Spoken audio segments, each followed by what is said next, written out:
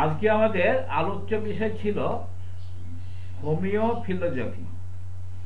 তা homeo philosophy আলোচনার প্রারম্ভে আমাদের যেটা বলা দরকার যে হোমিওপ্যাথি যে সংবিধান আমরা যার উপরে দাঁড়িয়ে ভিত্তি করে হোমিওপ্যাথি চর্চা করে থাকি বা হোমিওপ্যাথি চিকিৎসা করে থাকি তার নাম হচ্ছে অর্গানন অফ মেডিসিন।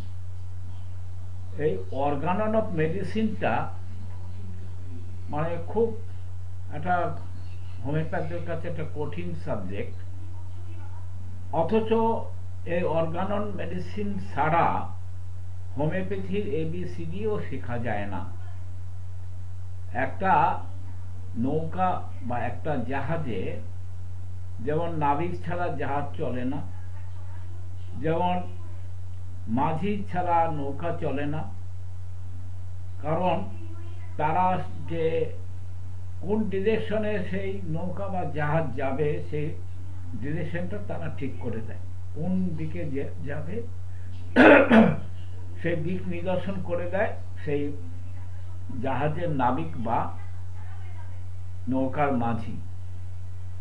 তা তেমনি হোমিওপ্যাথি চিকিৎসা করতে গেলে কোন দিকে যাবে কিভাবে চলবে সেই দিক নিদর্শনটা করে অর্গানন অফ মেডিসিন। আর এই অর্গানন অফ মেডিসিন আমরা বলে থাকি it is not a absolute science. হোমিওপ্যাথিকেও আমরা বলতে পারি it is not absolute science, it is a combination of philosophy, science and art. এর সংমিশ্রণে হচ্ছে হোমিওপ্যাথি চলে। হোমিওপ্যাথি একাধারে যেমন বিজ্ঞান, তেমনি তার পিছনে একটা ফিলোসফি আছে, দর্শন আছে, আবার তার পিছনে একটা আর্টও আছে যে কোন আর্টে সে চলবে। তাই এই হোমিওপ্যাথি অর্গাননকে আমাদের আয়ত্ত করতে হবে। তা এই আয়ত্ত করা একটা কঠিন ব্যাপার। এই কিভাবে আমরা এই অর্গানন অফ মেডিসিনটা এই আয়ত্ত করার যে কৌশল, সেই কৌশল নিয়ে আজকে আমাদের আলোচনা, অর্থাৎ ইট is A one type of philosophy. এই ফিলোসফিটা নিয়ে আমরা আজকে আরো আলোচনা করব। কারণ প্রাথমিক পর্যায়ে যদি আমরা বুঝতে না পারি, প্রাথমিক অবস্থায় যদি আমরা অর্গানন অফ মেডিসিন আয়ত্ত করার কৌশল না জানি, তাহলে শুধু পড়ে যাব, কিছু কাজ হবে না। তাহলে এই অর্গানন অফ মেডিসিন আয়ত্ত করার কতগুলি কৌশল আছে। সেই কৌশলটা হচ্ছে, প্রথমে আমাকে হোমিওপ্যাথিক চিকিৎসার অর্গানন অফ মেডিসিন গ্রন্থের ব্যবহারিক গুরুত্বটা বুঝতে হবে। দ্বিতীয় যে ব্যাপারটা সেটা হচ্ছে অর্গানন অফ মেডিসিন আয়ত্তের ব্যবহারিক কৌশলটা আমাদের আয়ত্ত করতে হবে। তৃতীয় হচ্ছে অর্গানন অফ মেডিসিন গ্রন্থের মূল বিষয়গুলি কি সেগুলো আমাদের বুঝতে হবে, জানতে হবে এবং অনুধাবন করতে হবে। তাহলে প্রথম শর্ত যেটা সেটা হচ্ছে হোমিওপ্যাথিক চিকিৎসার অর্গানন অফ মেডিসিন গ্রন্থের ব্যবহারিক গুরুত্বটা নিয়ে আমরা তাহলে আলোচনাটা করি। অর্গানন অফ মেডিসিন গ্রন্থ হোমিওপ্যাথি চিকিৎসা বিজ্ঞানের জনক মহাত্মা স্যামুয়েল হ্যানিম্যান রচিত এক অসাধারণ গ্রন্থ। এটা কার লেখা? Christian Friedrich Samuel Hahnemann. এই হ্যানিম্যানের লেখা, তার দীর্ঘদিনের একটা গবেষণা ফসল, তার নাম হচ্ছে অর্গানন অফ মেডিসিন। আপনারা অর্গানন কথা মানেটা আবিধানিক অর্থ, অর্থাৎ ডিকশনারির মানেটা হচ্ছে জ্ঞানের চাবিকাঠি। অর্গানন শব্দটা যেটা আবিধানিক অর্থ, তার নাম সেটা হচ্ছে জ্ঞানের চাবিকাঠি। তাহলে অর্গানন অফ মেডিসিন তা অর্গানন অফ মেডিসিনের কথা মানে হচ্ছে ঔষধের জ্ঞানের চাবিকাঠি যে গ্রন্থ সেটা হচ্ছে অর্গানন অফ মেডিসিন। তাহলে যে গ্রন্থ থেকে হোমিওপ্যাথিক সংবিধান বলা হয়, এই গ্রন্থে বর্ণিত যাবতীয় নিয়ম নীতি অনুসরণ করে হোমিওপ্যাথিক ধারার চিকিৎসা কর্ম পরিচালিত হয়।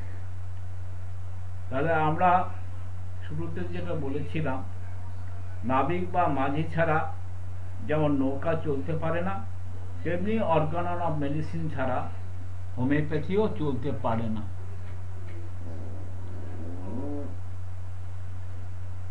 তাই এই অসাধারণ গ্রন্থটি মোট 6টি সংস্করণ।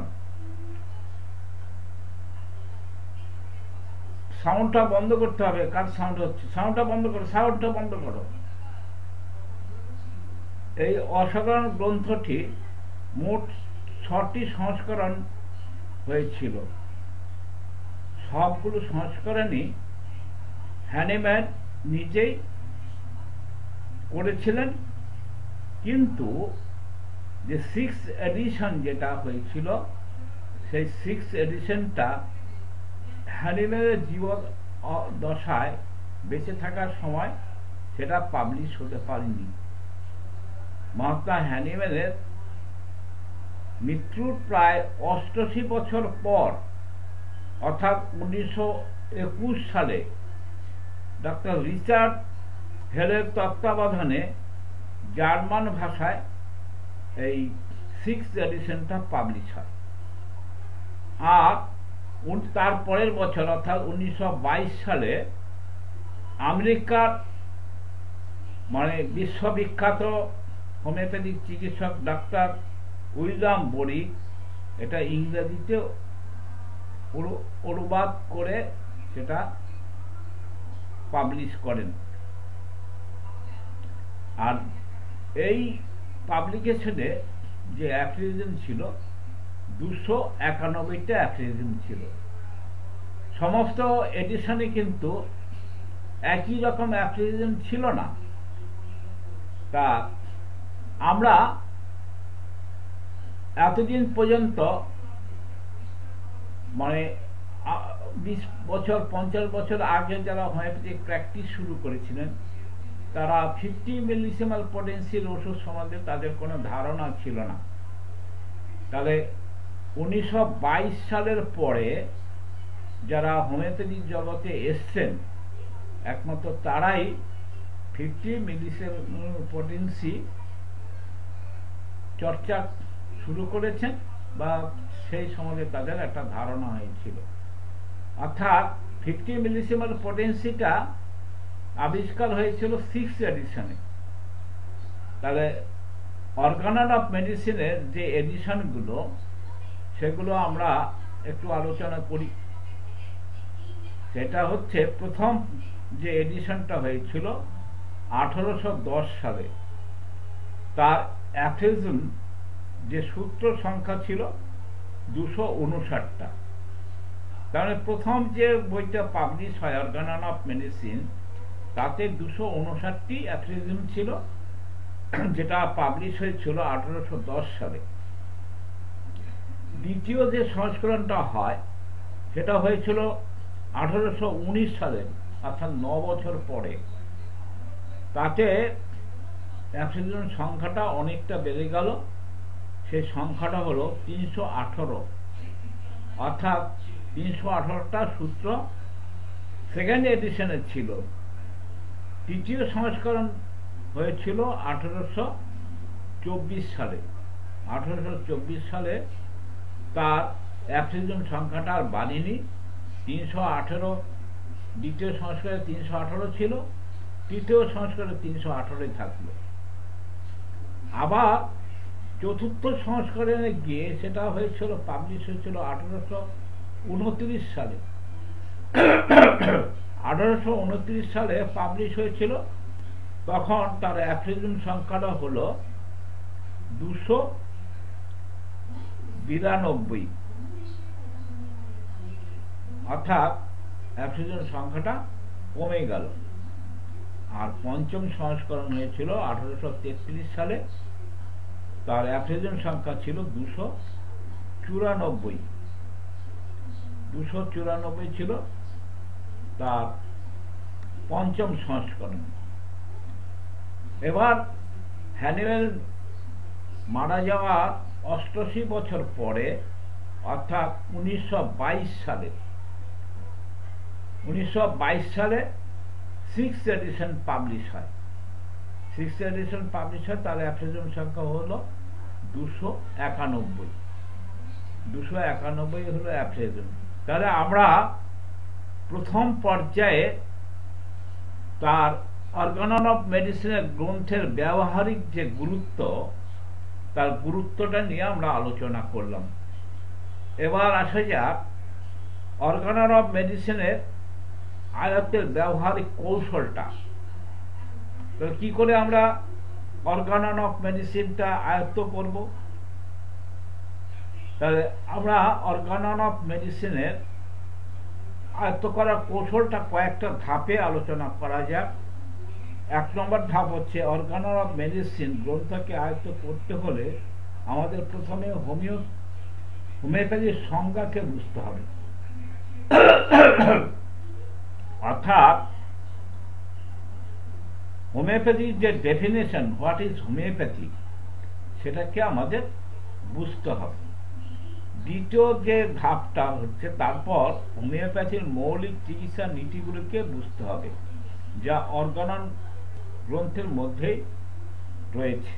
অর্থাৎ যে অর্গানন অফ মেডিসিনের যে নীতি, সেই নীতিগুলো যেটা হোমিওপ্যাথিক বইয়ের অর্গানন অফ মেডিসিনের বইয়ের মধ্যে আছে, সেটা আমাদের বুঝতে হবে।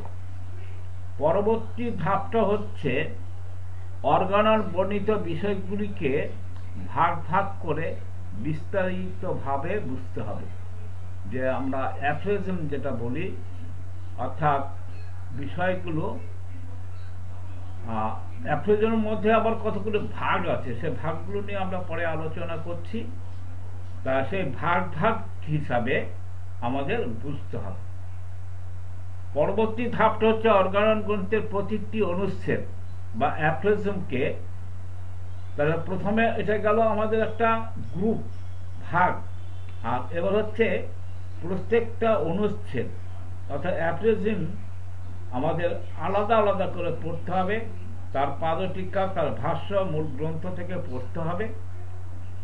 আচ্ছা, নেক্সট যে ধাপটা হচ্ছে অর্গানন অফ মেডিসিন গ্রন্থের বিভিন্ন অনুচ্ছেদের ব্যাখ্যা বিভিন্ন লেখক ও মনীষীদের গ্রন্থ থেকে পড়তে হবে।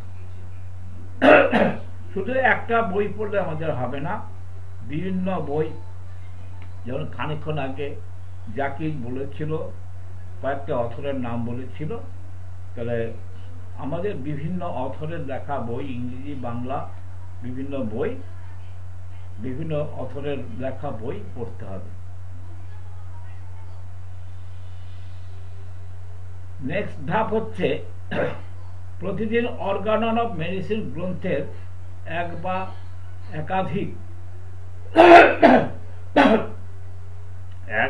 একাধিক যে অ্যাফোরিজম, এটা নিয়মিত পড়তে হবে। মূল কথা, পাত্রিকা, ভাষ্য, ব্যাখ্যা, বিভিন্ন মনীষীদের মতামত ইত্যাদি ধারাবাহিকভাবে আমাদের পড়তে হবে।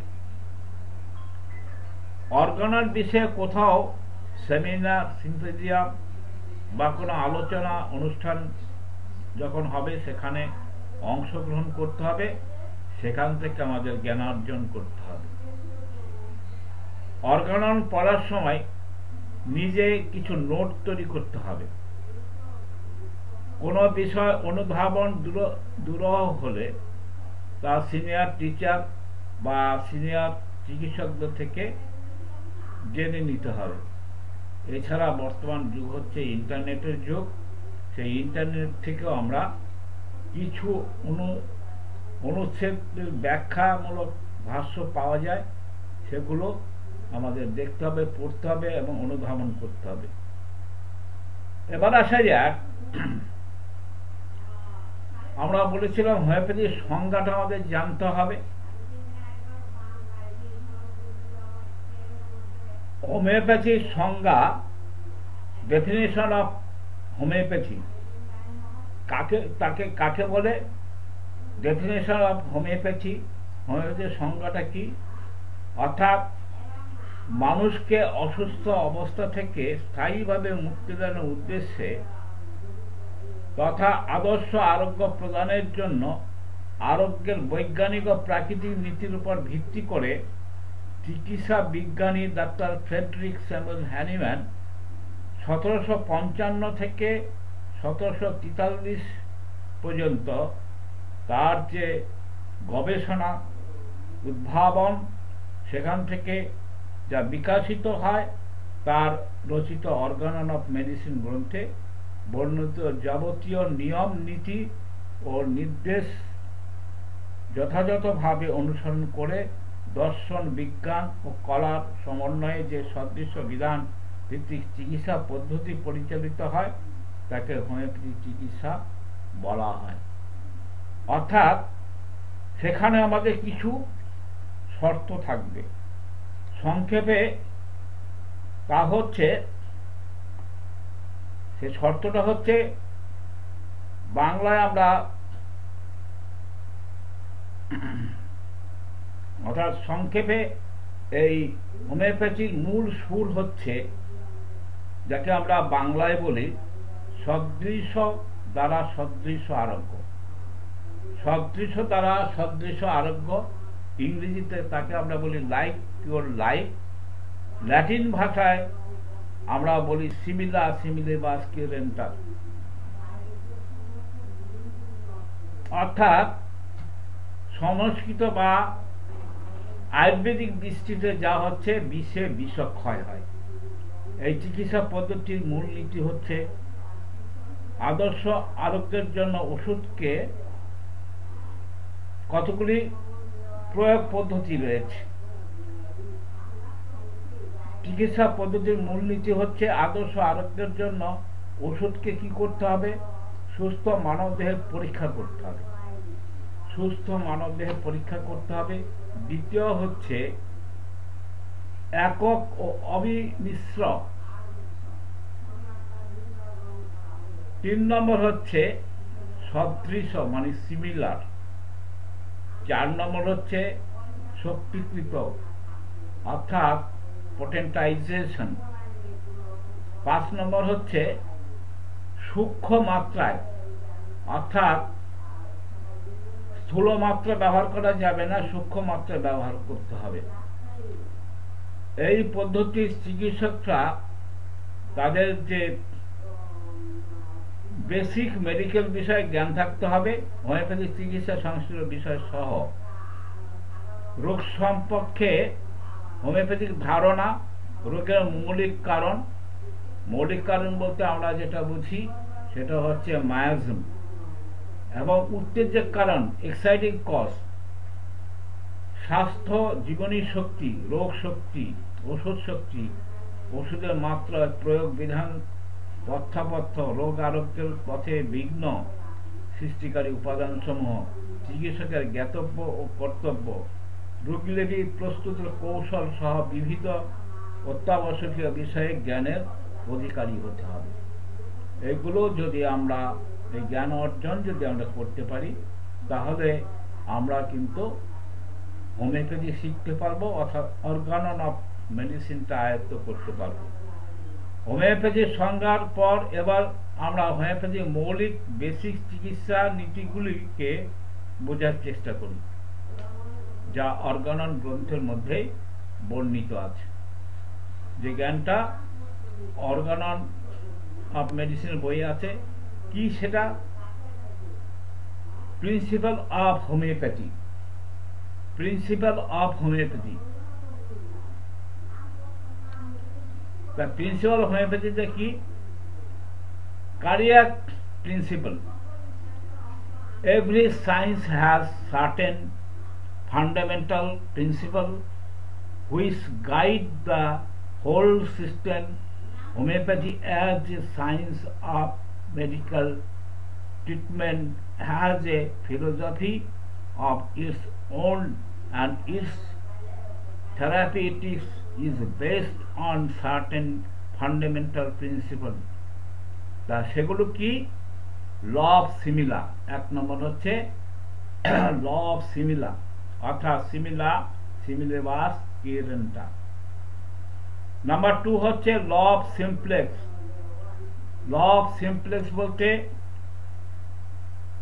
অনলি সিঙ্গেল রেমেডি, একটা ওষুধই ব্যবহার করা হবে। ল অফ মিনিমাম, অর্থাৎ মিনিমাম ডোজ দেওয়া হবে। মিনিমাম বলতে যত মিনিমাম করা যায়। তাহলে মিনিমাম আমরা যেটা জানতাম 1 মিমি হচ্ছে মিনিমাম ডোজ। 1 মিমি কথা মানে হচ্ছে একটা ড্রপ, এক ফোঁটা।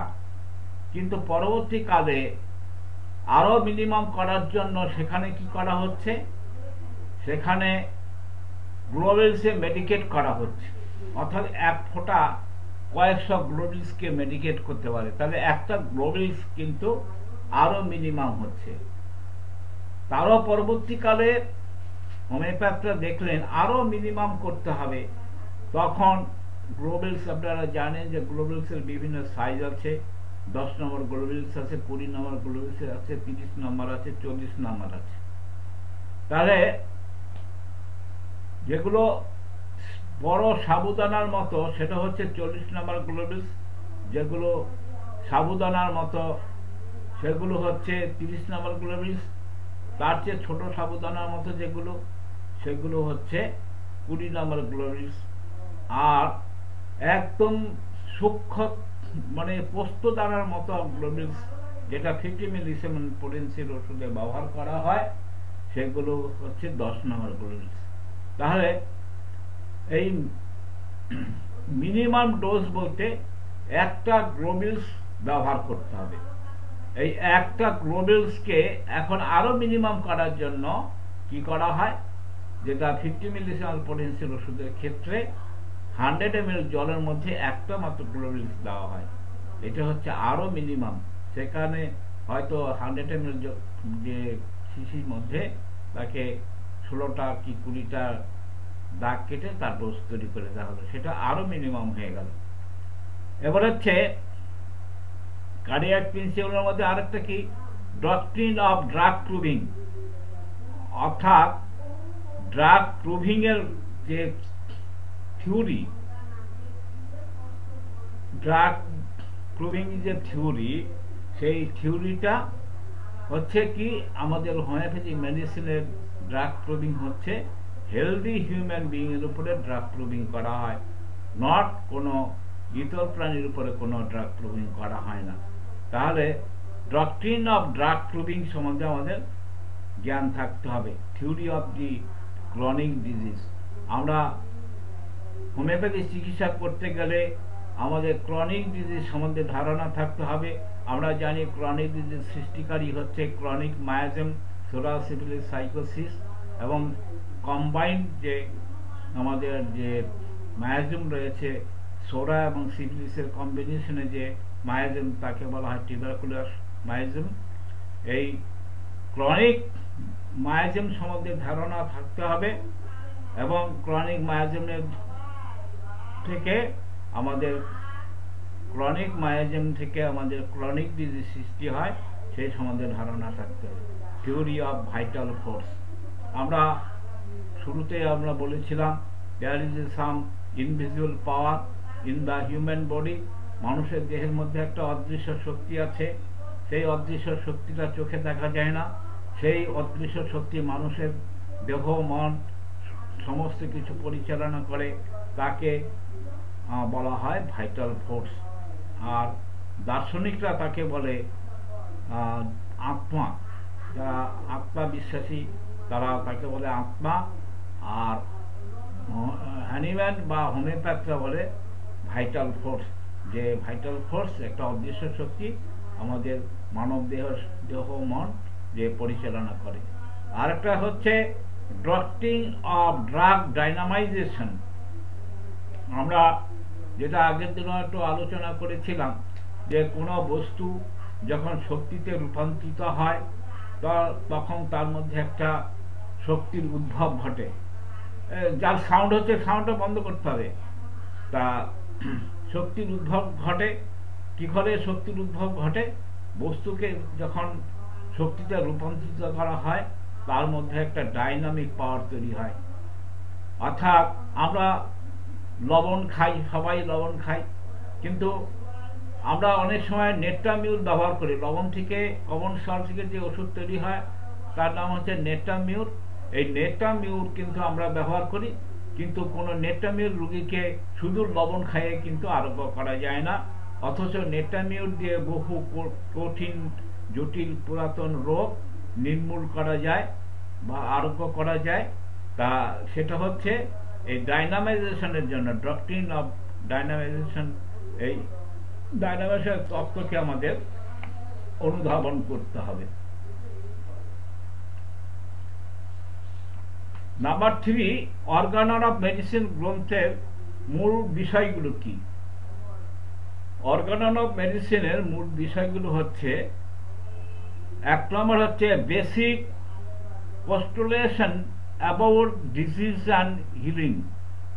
তাহলে এই বিষয়টা অর্থাৎ রোগ ও আরোগ্য সম্পর্কে বেসিক বা মৌলিক যে ধারণা সেটা থাকে হচ্ছে আমাদের অ্যাফ্রিজম 1 থেকে 9 এই অ্যাফ্রিজমের মধ্যে পাওয়া যাবে। আমাদের 294টা অ্যাফ্রিজম আছে। 294টা অ্যাফ্রিজমের মধ্যে 1 থেকে 9 অ্যাফ্রিজম হচ্ছে basic postulate about disease and healing, রোগ এবং আরোগ্য সম্পর্কে বেসিক বা মৌলিক স্বীকার্য। নাম্বার 2, 9 থেকে 18 পর্যন্ত যে অ্যাফ্রিজম, 9 থেকে 18 পর্যন্ত অ্যাফ্রিজম, the concept of vital force and its relation to disease, জীবনী শক্তি সম্পর্কে ধারণা এবং রোগাবস্থার সাথে এর সম্পর্ক। আমাদের যে ভাইটাল ফোর্স, সেই ভাইটাল ফোর্স সঙ্গে সম্পর্কে আমাদের একটা ক্লিয়ার আইডিয়া থাকতে হবে, ধারণা থাকতে হবে, এবং রোগাবস্থার সঙ্গে এর সম্পর্ক কি রিলেশন, সেটা কোন অনুচ্ছেদে? 9 থেকে 18 অনুচ্ছেদে, অর্থাৎ অ্যাফ্রিজম 9 to 18, 18 পর্যন্ত আমাদের আলোচনা আছে। এবার আসা যাক অ্যাফ্রিজম 19 থেকে 21। 19 থেকে 21 অ্যাফ্রিজমে, যেটা আমরা প্রথমে বলেছিলাম যে কয়েকটি ভাগে ভাগ করে পড়তে হবে, পড়াশোনা করতে হবে। তাহলে দি need for proving determine the nature of medicine, ওষুধ পরীক্ষা এর প্রয়োজনীয়তা, ওষুধের চরিত্র নির্ধারণ, এই সম্পর্কে যে আলোচনা সেটা হচ্ছে 19 থেকে 21 অ্যাফ্রিজমের মধ্যে। 22 থেকে 27 অ্যাফ্রিজমের মধ্যে আছে the principal of the similar, সদৃশ নীতি। সদৃশ নীতি সম্বন্ধে অ্যাফ্রিজমে 22 থেকে 27 অ্যাফ্রিজমে আলোচনা রয়েছে বা আলোচ্য বিষয়। অ্যাফ্রিজম 8 থেকে 29, এই অ্যাফ্রিজমে রয়েছে হাউ ইট ওয়ার্কস, হোমিওপ্যাথিক ওষুধ কিভাবে কাজ করে সেই সম্বন্ধে যে বর্ণনা দেওয়া আছে সেটা হচ্ছে অ্যাফ্রিজম 8 থেকে 29 পর্যন্ত।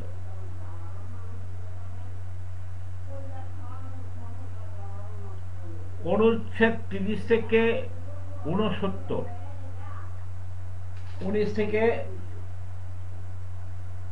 69 এ হচ্ছে philosophy of the system of the homeopathy, homeopathy চিকিৎসা ধারা যে দর্শন সেটা আলোচনা আছে 30 থেকে 69 অ্যাফ্রিজমের মধ্যে।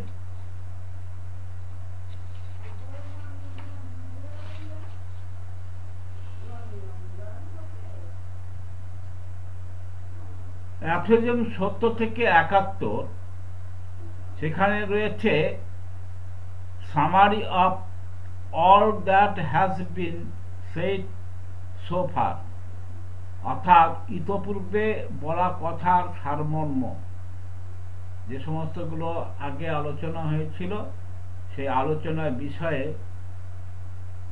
যা আলোচ্য সেটা হচ্ছে অ্যাফ্রিজম 70 থেকে 71, অ্যাফ্রিজম 72 থেকে 81, অ্যাফ্রিজম 72 থেকে 81 সেখানে কি আছে? অ্যাকুট অ্যান্ড ক্রনিক ডিজিজ, তরুণ রোগ কি এবং পুরাতন রোগ কি। Acute disease and chronic disease সম্বন্ধে যে আলোচ্য বিষয় সেটা হচ্ছে অ্যাফ্রিজম 72 থেকে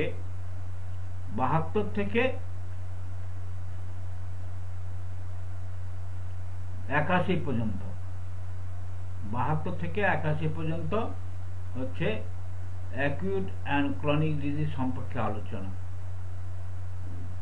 অ্যাফ্রিজম 82 থেকে 104 হচ্ছে কেস টেকিং, রোগীলিপি প্রস্তুতকরণ। আমরা এতক্ষণ অনেক কিছু আলোচনা করলাম, এবার হচ্ছে হোমিওপ্যাথি সাফল্যের যে চাবিকাঠি, সেই হোমিওপ্যাথি সাফল্যের চাবিকাঠিটা নির্ভর করে কেস টেকিং এর উপরে। যে যত ভালো কেস টেকিং করতে পারবে সে তত ভালো হোমিওপ্যাথি চিকিৎসক হবে। কেস টেকিং ছাড়া যারা রোগ চিকিৎসা করে তারা কোয়াক ডাক্তার ছাড়া কখনোই পিওর হোমিওপ্যাথ ডাক্তার হতে পারে না। তাদের তখন বাধ্য হয়ে পেটেন্ট ওষুধ ব্যবহার করতে হয়, টনিক ব্যবহার করতে হয়, মাদার টিনচার ব্যবহার করতে হয়, নতুবা ওই কিছু ওষুধ কোম্পানি তারা নাম্বারিং করা কিছু ওষুধ তৈরি করে, সে নাম্বার অর্থাৎ R1, R2, R3 এই সমস্ত ওষুধগুলো ব্যবহার করতে হয়। তা সেই জন্য আমাদের হোমিওপ্যাথি যদি সফল হোমিওপ্যাথি চিকিৎসক হতে হয় তাহলে আমাদের খুব ভালো করে কেস টেকিং করতে হবে, রোগীলিপি প্রস্তুত করার পদ্ধতিটা শিখতে হবে। অর্গানন অফ মেডিসিনের 82 থেকে 104 এই অ্যাফ্রিজমের মধ্যে কেস টেকিং সম্বন্ধে বিস্তারিত আলোচনা করা আছে। এবার 103 থেকে 104 সেখানেও কিন্তু ক্রনিক ডিজিজ সম্বন্ধে আলোচনা করা আছে। আর 100 থেকে 102 এই অ্যাফ্রিজমে এখন যেটা আমরা দেখতে পাচ্ছি যে করোনা ভাইরাস, আরো কিছু কিছু ভাইরাস, নতুন নতুন ভাইরাসের নাম শোনা যাচ্ছে। তা এই সমস্ত ভাইরাসগুলো এপিডেমিক আকারে দেখা দেয়। পৃথিবীতে বারে বারে বহু এপিডেমিক রোগ হয়েছে, অর্থাৎ মহামারী আকারে দেখা গেছে। তাহলে এপিডেমিক ডিজিজ সম্বন্ধে বিস্তারিত আলোচনা করা আছে অ্যাফ্রিজম 100 থেকে 102 এই অ্যাফ্রিজমগুলোর মধ্যে। 105 থেকে 120 অ্যাফ্রিজম 105 থেকে 120 এফেক্টস অফ দ্য রেমেডিস, ওষুধের যে প্রভাব সেই প্রভাব নিয়ে আলোচনা আছে। অ্যাফ্রিজম 121 থেকে 142 পর্যন্ত কন্ডাক্টিং প্রুভিংস, ওষুধ পরীক্ষা এবং তার আবহ এই সম্বন্ধে বিস্তারিত বর্ণনা আছে 121 থেকে 142 অ্যাফ্রিজমে। 143 থেকে 145 aphorism formation of the materia medica, materia মেডিকার গঠন নিয়ে বিস্তারিত আলোচনা হয়েছে। অর্থাৎ আমরা অনেকবার আলোচনা করেছি what is materia medica. Materia medica is a record of the drug proving, অর্থাৎ হেলদি হিউম্যান বিইং এর উপরে যে ওষুধগুলো প্রয়োগ করা হয় বিভিন্ন পোটেন্সিতে, বিভিন্ন মাত্রায়, বিভিন্ন ডোজে এবং বিভিন্ন মানুষের উপরে, বিভিন্ন বয়সের মানুষের উপরে এবং প্রত্যেকে হেলদি মানুষের উপরে, প্রত্যেকটা মানুষ সুস্থ মানুষের উপরে বিভিন্ন বয়সের, বিভিন্ন সেক্সের, বিভিন্ন ডোজ দিয়ে, বিভিন্ন পোটেন্সিতে এগুলো প্রয়োগ করা হয়। প্রয়োগ করে যে রেকর্ড, অর্থাৎ record of the drug picture of the healthy human being, তাদের যে রেকর্ড সেটা হচ্ছে 121 থেকে 142 অ্যাফ্রিজমে আলোচনা করে হয়েছে, 143 থেকে 145 অ্যাফ্রিজমে আলোচনা করা হয়েছে। এবার 146 থেকে 171 অ্যাফ্রিজম হচ্ছে application of medicine to the disease. তাহলে রোগ যখন হয় তখন তো আমরা বিইং এ ফিজিশিয়ান, আমরা চিকিৎসক হিসেবে তাহলে ওষুধ প্রয়োগ করব। সেই প্রয়োগ পদ্ধতি নিয়ে আলোচনা আছে 146 থেকে 171। 172 থেকে 184 অ্যাফ্রিজমে বলা হচ্ছে দি ওয়ান সাইডেড কেস। কিছু কিছু রোগ আছে ওয়ান সাইডেড, সে ওয়ান সাইডেড কেস নিয়ে আলোচনা আছে 172 থেকে 184। 185 থেকে 203 এই অ্যাফ্রিজমে রয়েছে লোকাল ডিজিজ, অর্থাৎ কিছু কিছু রোগ আছে স্থানীয় রোগ, সেই রোগ নিয়ে 185 থেকে 203 এই অ্যাফ্রিজমে আলোচনা করা আছে। 204 থেকে 209 অ্যাফ্রিজম, 204 থেকে 209 ক্ষীররোগের চিকিৎসার ভূমিকা, অর্থাৎ introduction to the treatment of the chronic disease, introduction to the treatment of chronic disease, চিররোগ চিকিৎসার ভূমিকা, এই ভূমিকা নিয়ে আলোচনা আছে 204 থেকে 209 অ্যাফ্রিজমে। 210 থেকে 230 এই অ্যাফ্রিজমে কি বলা হচ্ছে মেন্টাল ডিজিজ, মানসিক রোগ। আমরা আগের দিনও আলোচনা করেছিলাম যে আমাদের হোমিওপ্যাথিক, একমাত্র হোমিওপ্যাথিক ওষুধই হচ্ছে মানসিক স্তরে তার সিমটমসগুলো পাওয়া যায়। যেহেতু হোমিওপ্যাথিক ওষুধ হেলদি হিউম্যান বিইং এর উপরে প্রয়োগ করা হয়, সেই জন্য তার দৈহিক এবং মানসিক লক্ষণগুলো পাওয়া যায়। অন্যান্য ওষুধগুলো যেহেতু ইতর প্রাণীর উপরে মানে ড্রাগ প্রুভিং করা হয়, সেই জন্য তারা মেন্টাল সিমটমসগুলো পায় না। তা আমাদের এই মেন্টাল সিমটমস নিয়ে আমাদের কিন্তু চিকিৎসার সার্থকতার একটা দিক রয়েছে, অর্থাৎ সাকসেসফুল চিকিৎসক হতে গেলে আমাদের মেন্টাল সিমটমসের উপরে গুরুত্ব দিতে হবে।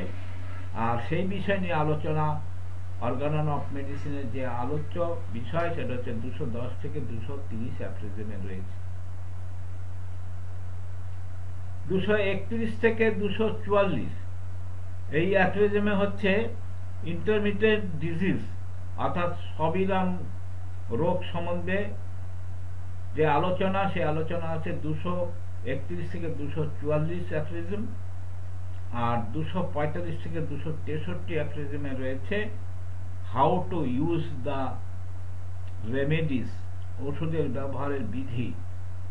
এখানে একটু বলে নেওয়া ভালো, আমরা এর আগেও বারবার আলোচনা করেছি, there is so many difference between drug, medicine and remedy। তাহলে ড্রাগ কাকে আমরা বলি? ড্রাগ আমরা বলি যার মধ্যে ভেষজ গুণ আছে, সেটা হচ্ছে ড্রাগ। সেই ড্রাগকে যখন হেলদি হিউম্যানের বিইং এর উপরে প্রয়োগ করা হয়, অর্থাৎ ড্রাগ প্রুভিং করা হয়, সেটা হয় রেমেডি। আর যখন কোনো রোগীর ক্ষেত্রে আমরা প্রয়োগ করি, সেই মানে ওষুধটাকে যখন ব্যবহার করি, প্রয়োগ করি, তখন হয় সেটা রেমেডি।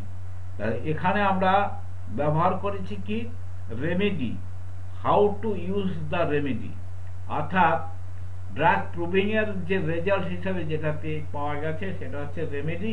সেই রেমেডিটা যখন আমরা ব্যবহার করব সেটা হয়ে যাবে মেডিসিন। তাহলে সেই বিষয়ে আমাদের আলোচ্য বিষয় হচ্ছে 245 থেকে 263,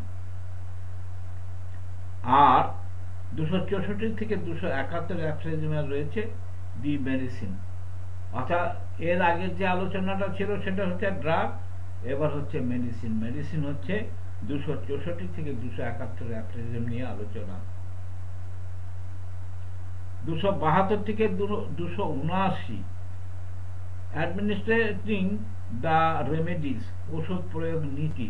আমরা সেই ওষুধ কিভাবে প্রয়োগ করব সেই প্রয়োগ নীতি আছে যে আলোচনা, সেটা হচ্ছে 272 থেকে 271। 280 থেকে 291 আমরা 6th এডিশনে, আগের এডিশনে দেখেছিলাম 294টা অ্যাফ্রেজিম, এবার হচ্ছে 6th এডিশনে কিন্তু আমাদের 280 থেকে 1 থেকে 291 অ্যাফ্রেজিম পর্যন্ত আমাদের রয়েছে। তা সেখানে 280 থেকে 291 অ্যাফ্রেজিমের কি আলোচনা আছে সেটা হচ্ছে more on doses and applied practice, অর্থাৎ ওষুধের মাত্রা ও অন্য সহায়ক প্রথার ব্যবহার। অর্থাৎ যেটা আমরা শক্তি ও মাত্রা নিয়ে যে আলোচনা, সেই শক্তি ও মাত্রা নিয়ে আলোচনা হচ্ছে 280 থেকে 291। তাহলে আমরা এখানে কিন্তু যেটা পেলাম সামগ্রিকভাবে অ্যাফ্রেজিম 1 to 291 পর্যন্ত যে অ্যাফ্রেজিম গুলো পেলাম, সেখানে কিন্তু আমরা materia medica, chronic disease, pharmacy, কিভাবে ওষুধ তৈরি করতে হয়, সমস্ত কিছু নিয়ে কিন্তু আলোচনা হয়েছে। তা আমরা